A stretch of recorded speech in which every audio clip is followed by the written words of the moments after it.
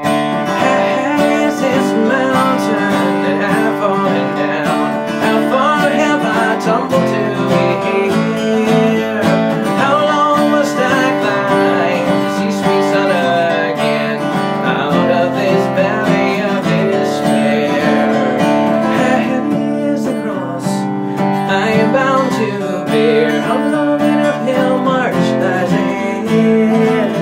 And how will I keep my heart turning to stone?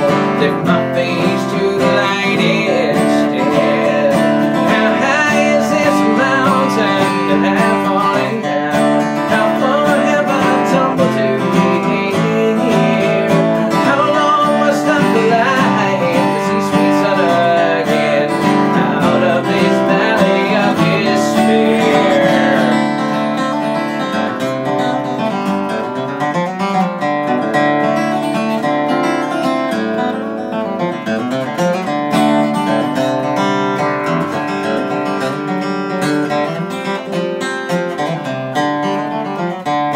How far must I roam to find the promised land? How many miles more to Calvary?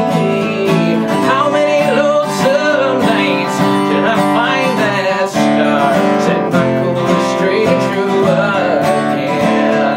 And how high is this mountain that I've fallen down? How far have I tumbled to here?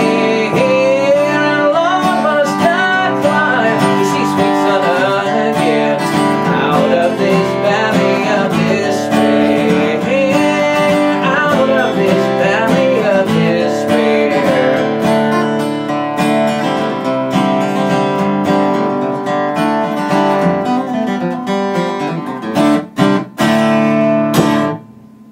Yeah, that's the one to get you moving and Yes, sir. wake you up. Shake a few miles of the interstate out of one's fingers. That's better than a couple a good red eye or whatever they're called, the shot of espresso. Oh yeah. The shot and yeah. So I'm guessing that's probably one of your environmental tunes, huh? Maybe no. I tell a lot of stories, and I visit a lot of places, and I think that, while there are themes that run through them, that's probably a little bit more of a bluesgrass spiritual, if you will. Gotcha. It's kind of a, when you break apart the glass and start putting it back together, it looks a little different than it did before, but sometimes there's beauty in all of that too. And maybe it's about the journey out of the valley after having been to the heights. And at least knowing the way. Yeah. Well, I've been lucky to play some of those shows with you, some of the environmental stuff, and the backstory of your life has been you used to be a corporate environmental engineer. Is that correct? Correct. Yeah. Probably people have asked you about this 1,000 times, but for our listeners today, could you just give me a little bit of idea of what in 1996, I guess something came knocking and you decided what happened? Well, I used to be an environmental engineer, and the things that you hear about the engineering personality stereotype are true. Engineers rarely do anything rashly. And so when it was time to make a choice one way or the other, it wasn't like it was just I walked into the office one day and lost it. It was really, I'd spent 4 years, doing a lot of good work. I was working for a big consulting firm, and I got to do a lot of cool stuff. And who knows, maybe I'd be a vice president by now if I'd stuck to it and lived someplace comfortable and all that. I guess that just wasn't my destiny or my destination. But I worked a lot in coal-fired power plants, doing wastewater work and some air quality work, and I had traveled a lot. Pennsylvania, North Carolina, around the mid-Atlantic and the southeast and stuff, and worked in some really nasty mills too along the way. But it was nice to be able to feel like you were doing something useful, but by the same token, I was writing songs and playing music, kind of on the side. I did it to put myself through college and grad school and all that, and when all that was done, and for the first time in my life I had 2 nickels to rub together, I said, that's it. No more smoky bars, no more getting in at 3 in the morning, hauling Marshall cabinets around and being all tired and beat up for half the day the next day. Now I'm going to play music for me, and the heck with the rest of it. And that's when I started writing again, and it really sort of kind of blossomed to the point where '96 was a crazy year. I played in the Olympic Village in Atlanta. I played the Kennedy Center for the first time. There's all this stuff was going on. I was like, I'm not doing either one of these things to the best of my ability. And I'll get my engineer's license, and I can always come back to it. I got it in my back pocket, but it's been 15 years now, and I guess I haven't looked back. Wow. Do you have your PE? Yeah. Wow. So you're from Virginia, and I used to work down there in Fairfax County. Oh, yeah. I was one of the white hat guys that would work for the PE and would go out and do soils and Proctor tests and all that stuff. Nice, the sampler guys. The sampler guys, and you got it. And I did a batch of that too. Did you? Yeah. Oh, I had a great time at I think it was a landfill closing one time, and real fun stuff like that. But yeah, I hear you. It's hard to do when you're doing something. Do one or the other well when you're doing 2 different things, and and if you have the golden handcuffs, that's a hard time to. Right, exactly. The good old golden handcuffs. You got so much invested in it that it becomes really hard to walk away. Yeah. Hey, it's funny because it was nice to actually work someplace where there are enough people to do all the different jobs that needed to be done. Now it's like, people think, playing music full time, and a life and somewhat of a livelihood in music is a beautiful thing, but it's like 5 full-time jobs, and none of them get done well. So I kind of jump from the frying pan into the fire. I kind of do what I can, and kind of count on the people who really enjoy the music to help and chip in and do some things too. Yeah. And really, I owe the people who've become fans of my work and friends over the years a lot, because they really have. They really have made it possible. It's been a grassroots thing for a long time. That's cool. That's really the only way nowadays it can happen. I mean, we have seen a lot of changes in the music industry. I was sort of ready for some of that stuff, I guess, infrastructure-wise. I was used to using email even in like 94, 95, and I've had people on my email list for that long. Wow. And the whole idea of you sort of being responsible directly for your relationship with your fans and investing the time in it. That's important stuff, but it's also nurturing on all levels. I mean, when people write to you and say, hey, your music really moves me, I want to do something to help, can we host a show?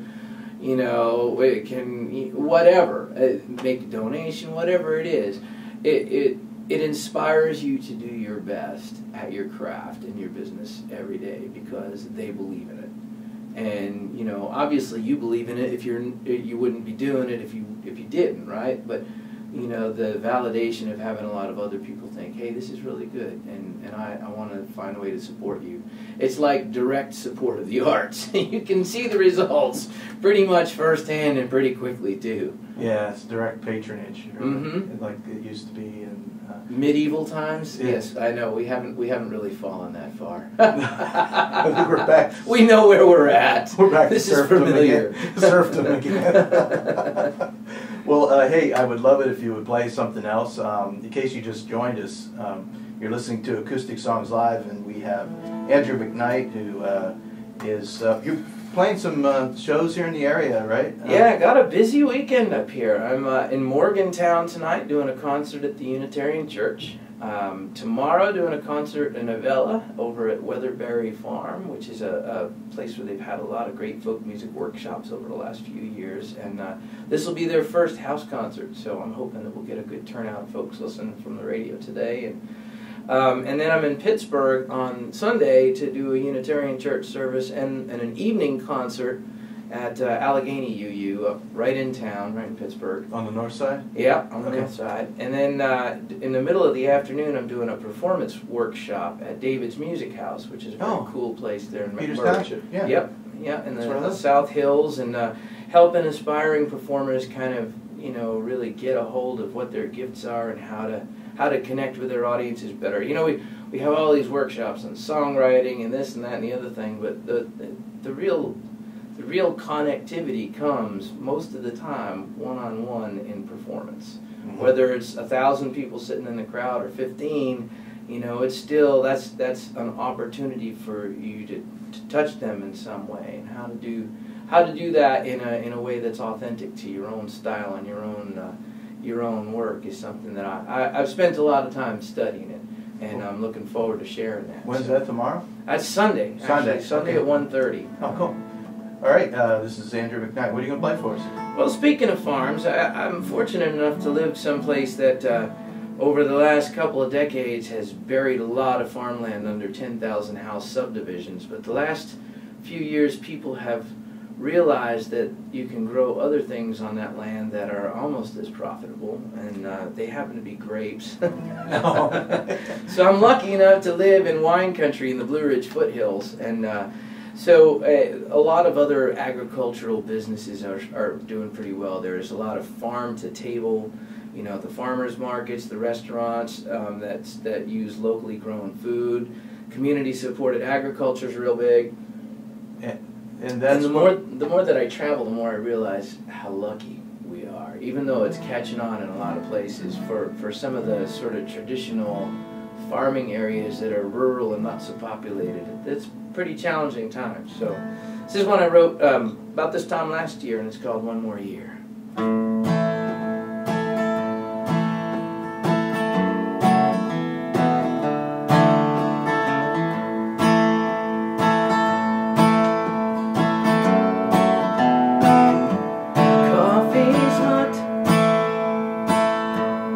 Though it's not yet dawn, the autumn geese call out their winter warning song. Seeds I've sown stand 6 feet tall, waiting in the morning sun, fertilized with pain and prayer that this day would come. These rolling rich with soybeans, wheat and corn, and treasure chest. Most every year since I was born. Cycles of the seasons and the rhythms of the dirt. If we can't make it work no more, I can't tell you how that hurt. So give me one more year.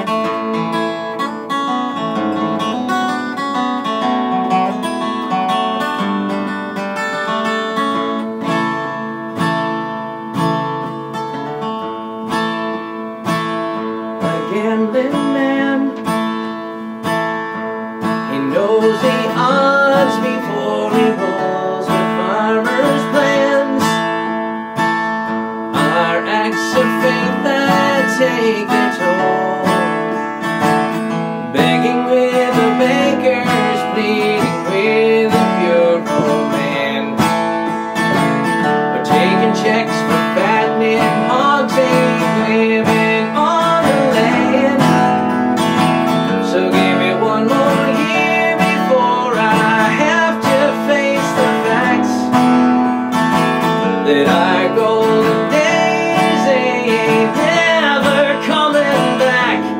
There'll still be food on your table, but will you know where it comes from when my farm on down the road is up and gone? When my farm on down the road is up and gone. When my farm's gone down the road. Wow, yeah, I really like that song. Thank you. Is that on this latest? Not your. It's not on nothing. Yeah. So, As yet unrecorded. It is on my Facebook page as a video sitting on my porch.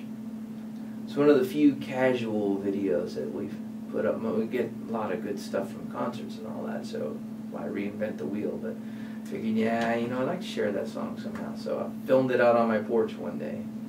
Plopped it up on the Facebook music page, which, if I remember rightly, you can certainly get to it from my website. The little Facebook icon's right up there on the upper right side at andrewmcknight.net. But I think it's facebook.com/Andrew McKnight, MCKNIGHT, all one word, .musician, something like that. yeah. I'm not real good about that stuff. Yeah, it's hard to keep track of all the different sites. Rolls. Yeah, there's so many out there, you know, and there's so many sites, and it's like you gotta choose between, you know, where you're going to sell your music and all that good stuff. But so I was reading over your information, your bio here, and evangelism. Evangelism. Evangelism. Evangelism. That's a new word. Would that be in the Colbert lexicon or something? the Andrew McKnight lexicon.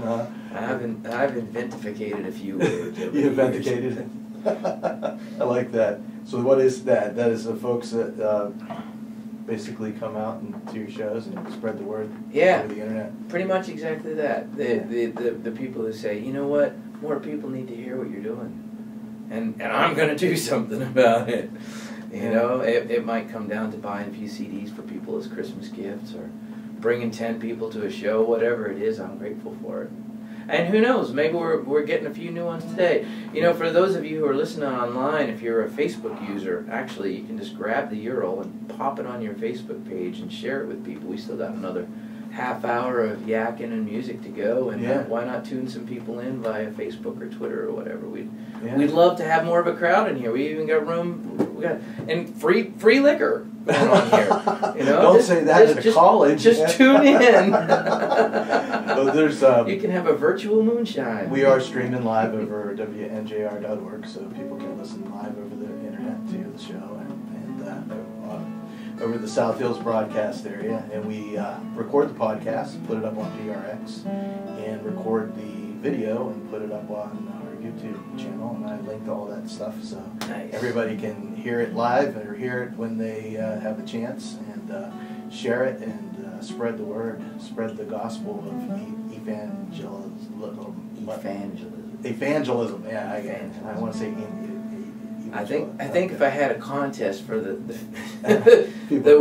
word I sort of made up that most seems to get reused is when people ask, you know, so do you have any dietary requirements? You know, they want to feed you or whatever. I say, no, I'm an opportunivore. If it's good, I'll eat it. So that last song about the farm, we just moved to a farm, 30-acre farm, and we don't have the whole 30, but we have one, but we kind of share with the landlord and one next door neighbor. We all kind of communally use this area as a spring house and all that good stuff. And I'm ready to do the Helen and Scott Nearing thing, and you know, I'm thinking maybe, well, we got a dog now, maybe some chickens next. I don't know. That's usually next. Yeah. You gotta have the dog first to keep the chickens from getting eaten up the first night. Unless the dog decides to eat the chickens, which I The dog should be discouraged from doing that. Yeah. But yeah, we're it's very similar area. You know, I used to live down in Round Hill, so we maybe were neighbors for a little bit of time, and that push of homes moving out Route 7 past Leesburg just kept going and going and going, and that's the same thing that happened here in Pittsburgh. Is that Washington County taxes are lower than Allegheny County, so everybody started moving down to Peters Township, and all the farms were converted over to big, big mansion subdivision type things, and Seen some of those. yeah, it's kind of sad, but they do a good job. The big thing right now is this whole drilling deal. Yeah. I consider myself an eco troubadour, which I would consider yourself to be that too, somewhat, right? You've been out there playing some of the mountaintop removal stuff, and yeah, that one's kind of near and dear to the heart. Yeah. The whole mountaintop removal issue. Yeah. I mean, I'm part of the problem. I recognize that I am part of the problem because Northern Virginia's insatiable thirst for electricity has to be squelched somehow, and it needs to be done immediately. I mean, the server farms and all of those big fancy houses that use up a ton of electricity, well, every time we flick a light switch in Northern Virginia, a mountain blows up in the Coal River Valley. And, there's a lot of things about it that I understand why people feel confronted with it's this or nothing. I get that. Mm-hmm. At the same time, sometime when this is done, there will be no choice. There will simply be nothing. Mm-hmm. And when it comes down to that, is this a good choice? And it's hard to say to people in those parts of West Virginia where mountaintopping is going on so hard that, hey, don't do that because everything else has been pretty excluded. And there are deep mines like Upper Big Branch right in the same areas as the mountaintopping, and I bet you there's 29 families there that wish that their loved ones had been working on a mountaintop removal job instead of in a deep mine. It's not a problem that's going to get solved overnight, that's for sure. Mm-hmm. But by burying the problem in rubble isn't solving the problem either. And I guess to me, when I tell a song that I feel something real passionate about like that, to me it's really important to not preach to the choir about it. There are plenty of people who do that far better than I do. My role, I see, is really as a musical cinematographer. To put you, the listener, into the movie and let you feel those emotions of that character and see the landscape and the situation through their eyes. Mm-hmm. Because I feel like we're already to the point where we don't listen to people who don't agree with us. I mean, we are as polarized now as we probably have ever been. Of course, if you read David McCullough's wonderful book about John Adams and the election of 1801, you'll realize that even where we're at now is nothing new. Yeah.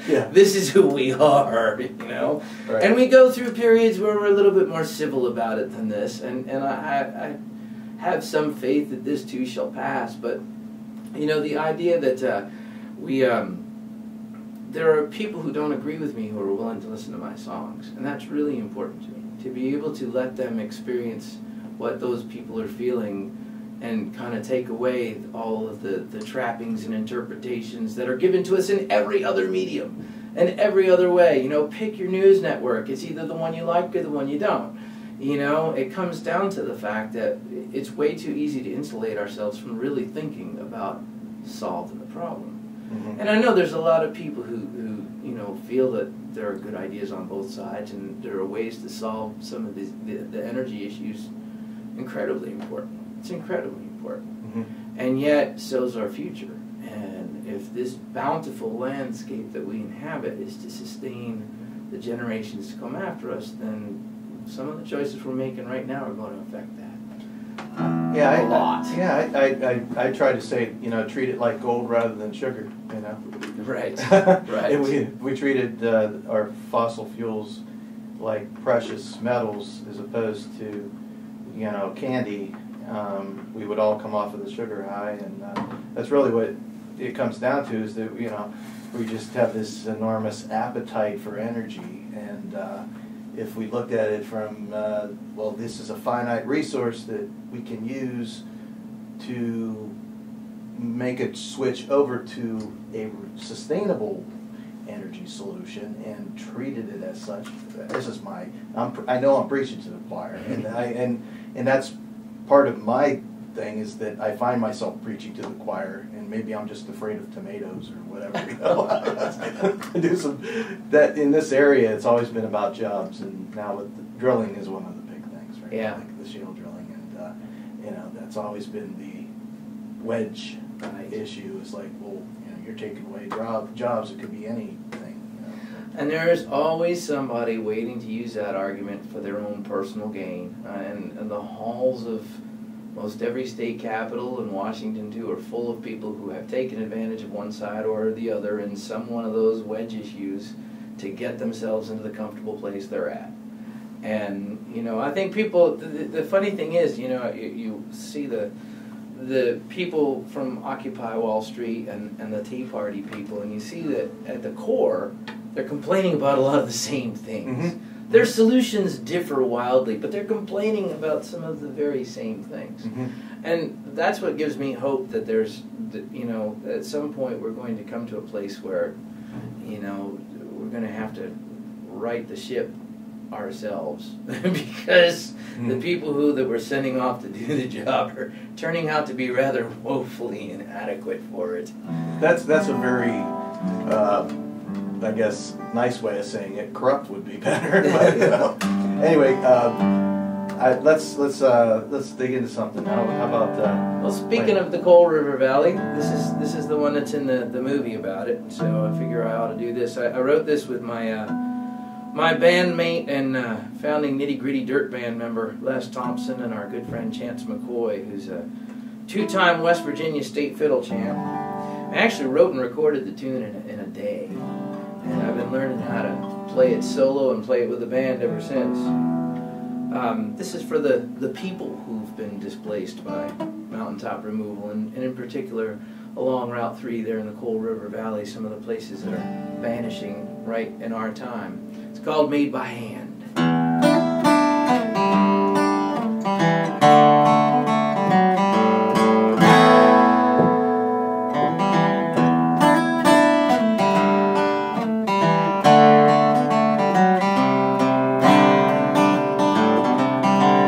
Granddad was a union man, worked deep beneath the ground.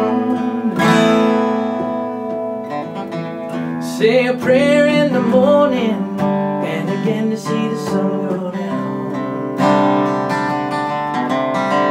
Day from night by a lantern light to earn enough to eat. By Saturday moon on the mountainside, the fiddle moved their feet. Went into mines at 14, took a wife at 21. Raised 5 kids in the holler like his daddy done. The company cut costs and corners everywhere it could. Still every Sunday they gave thanks that they had it good. For I know the times are changing, they say progress is good. But do we honor honest work like my granddaddy would? The eagle soaring high, would he recognize this land built upon the sturdy backs of those who made my hand?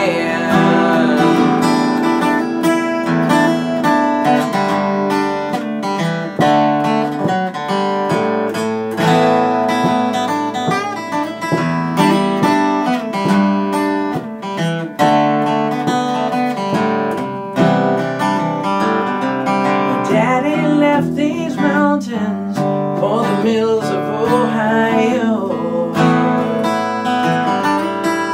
Rolled a steel that won the war far away from home.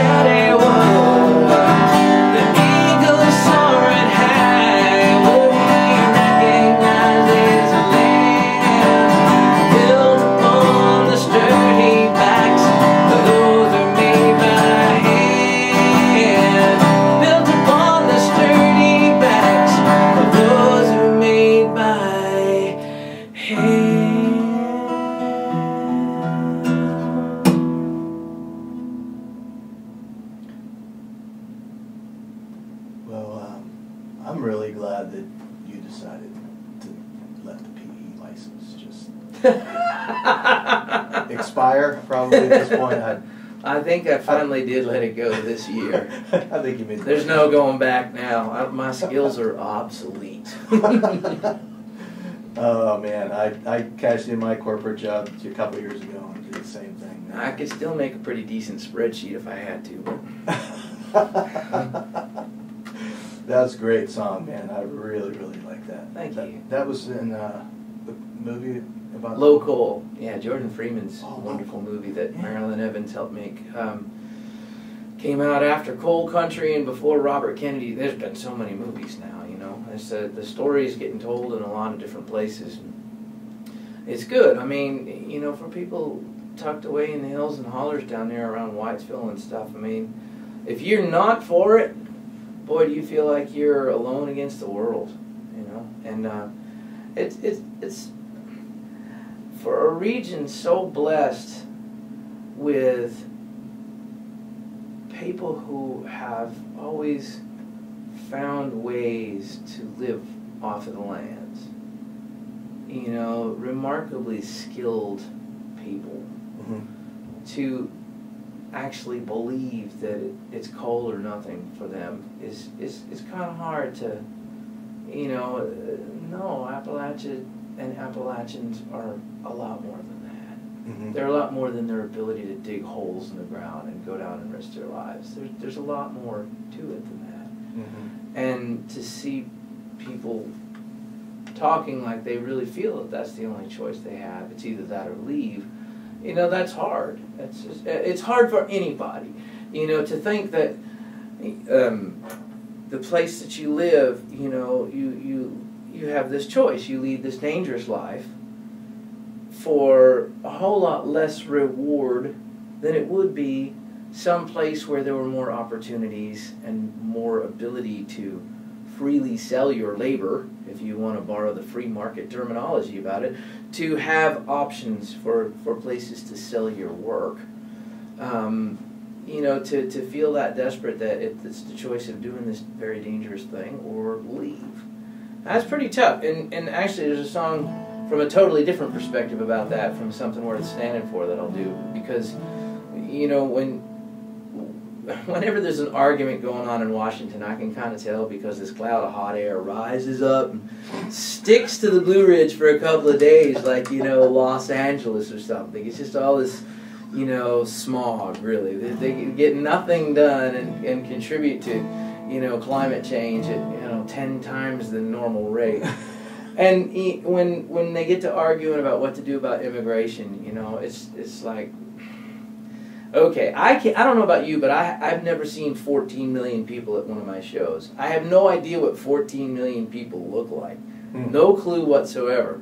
And so for me, I can't really wrap my head around that. It's a huge problem. Somebody's got to figure out an answer to it instead of drawing lines in the sand. But I get to thinking, you know, not about the right or the wrong of it, but, you know, what would it be like to live someplace in, like, Central America and be that desperate that you choose to leave behind everything you've ever known or loved and take this risk, to take this journey. You don't have the right papers, you might not have money, you might not have a whole lot more than the clothes on your back, and all the things along the way waiting to do you harm, and then the things waiting for you when you get here.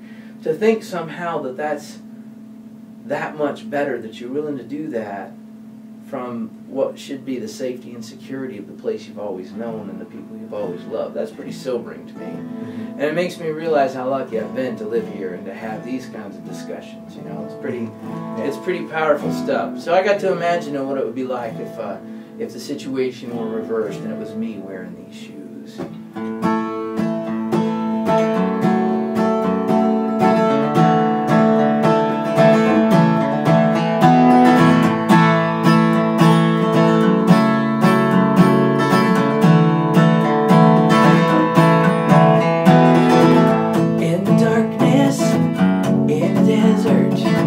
Searchlight's clear and there's gunshots and shouting, but somehow I slipped by, only God knows why.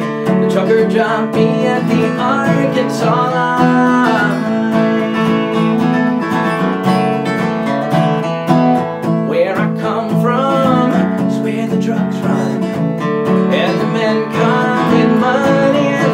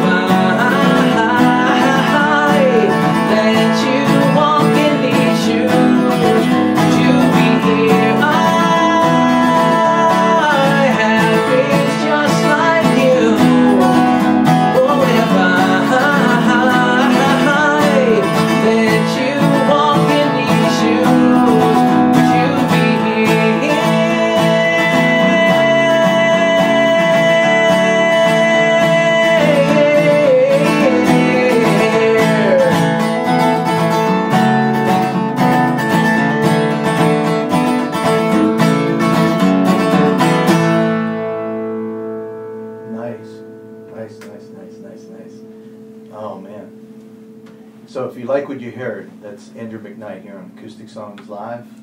And Andrew will be in Morgantown tonight at the Unitarian Universalist Fellowship.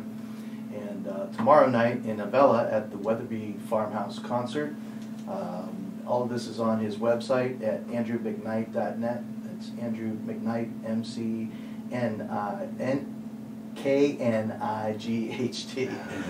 Cannot spell much. And then you're also you have a performance lab workshop in McMurray at David's House of Music. Yep. That's on Sunday. Sunday at 1:30. And you also are playing a concert on Sunday at the Allegheny Unitarian Universalist Church. Right, downtown Pittsburgh, and it'll be over before the Steelers game starts. That's always important. 6 to 8. Yeah, and it's the Ravens, man. So yeah, that's like serious business. Yeah. Well, hey, you're right on the dividing line there. You know, I mean, it's like kind of it's like the Civil War. You know, it's like to kind of go into another thing I was going to talk about. I know that's one of your songs that you wrote, the Road to Appomattox. Yeah, it's one of the things that near and dear to my heart as far as you know. I had relatives on the Union side, and that's always the like the dividing line there. You know, and it seems like that's what's happening in West Virginia. You're making people pick sides between mountaintop removal and coal, and it's divide and conquer, as they say. Should have never seceded. Did they West Virginia voted to join the Union. Did they? 2 years into the war, the state of West Virginia was born in 1863. Did they vote, or was it kind of like they voted? We're taking no, it? and there's a lot of history to that too. I mean, throughout the Appalachians, there was not much sentiment for slaveholders and wealthy land barons and all the rest of that. Yeah. You know, the mountain people didn't really. It was a whole different kind of thing. Mm-hmm. And, you know, all throughout the mountain south, you know, I mean, if you read the book Cold Mountain about western North Carolina, East Tennessee, that area, and the West Virginia's 55 counties, pretty much, actually 53 of them voted to join the Union, and the Union really wanted the Shenandoah Valley too, so they essentially kept all the Confederate sympathizers home on the day of the vote. And the two counties that I-81 runs through in West Virginia are the ones that have more in common with Virginia than the rest of West Virginia. But since there's a lot of suburbs and a lot of people commuting, I would imagine that it's a pretty healthy contributor to the state's economy too. So I don't think it's going to change anytime soon. My wife's family was on one side at the 31st Virginia, and my grandfather's third great grandfather was on the other side, the 140th Pennsylvania, and literally like on opposite sides. Those Pennsylvanians took a lot of hell in the Civil War. So did the Mainers. Yeah. I was just up in Maine last weekend doing shows. Of the end of the earth, I was actually the easternmost town in the entire United States. And a lot of Mainers went and fought in the Civil War, and a lot of them lie on battlefields, cemeteries in Virginia, not far from home. Yeah. There's a lot of that. You don't have to peel back the red clay too far to find pages from virtually every chapter of the American story at home. Well, hey, do you want to take us out with the song? We're getting close to the end. Yeah. Of the show. Road to Appomattox it is. All right.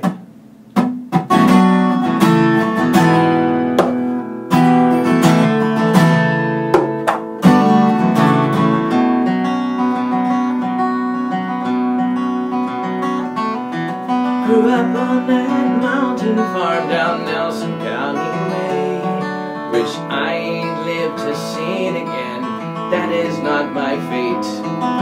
For on my 16th birthday, war marched all around our land. I joined Virginia's volunteers, Robert Lee's command. 2 days passed upon the march toward Yankees and the front. I knew my trusty rifle, the difference was the hunt. We smashed into their backside up Loudon County way. I'll not soon forget 3 boys in blue sent to early graves. Down the road to Appomattox, where bullets whine like bees, cut blossoms from the trees. On the road to Appomattox, turn boy.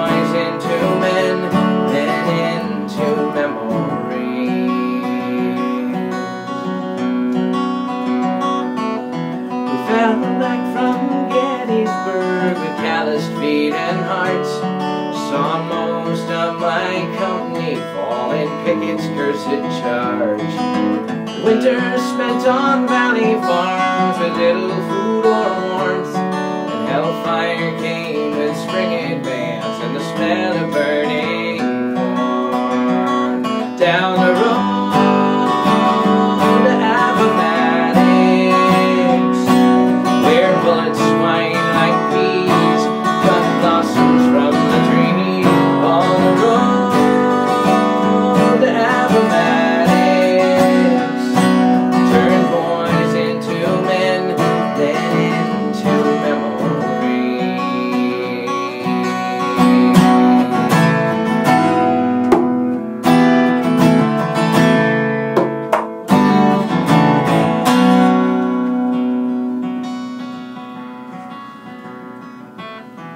Perilous nighttime retreat, the fall of Petersburg.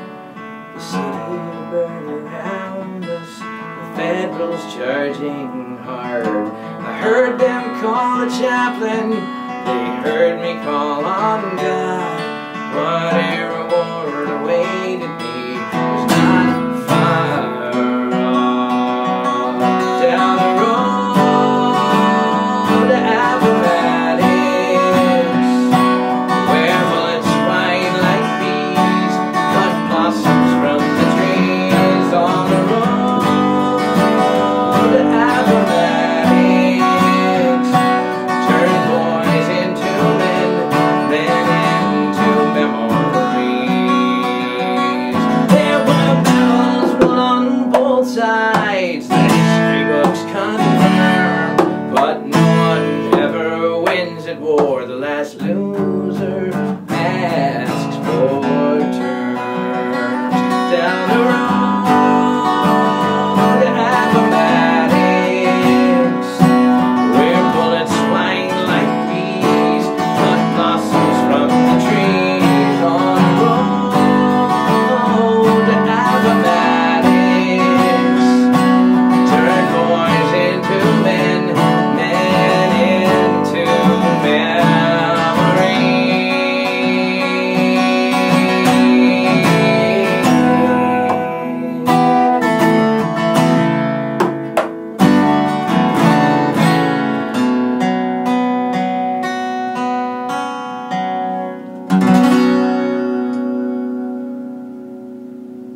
All right, that's Andrew McKnight here on Acoustic Songs Live from WNJR Studios at 91.7 FM here in Washington, Pennsylvania, and streaming live at WNJR.org.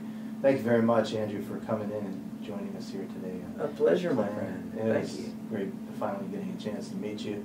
And next week we have Patty Spadero, who'll be joining us here. She has a new CD out, and she's a local blues artist.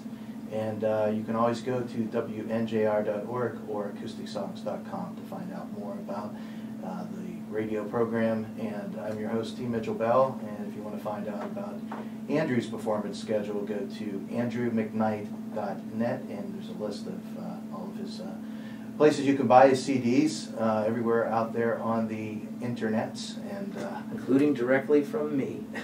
which is always the best way, Yeah, right? At the like show. Like that. Or online. Actually, at my website, you can buy through bandcamp.com. You can buy them directly through me. Awesome. Get the download immediately, and the CD, I ship it to you. All for one price. All for the right. same. Well, cool. This is WNJR Washington.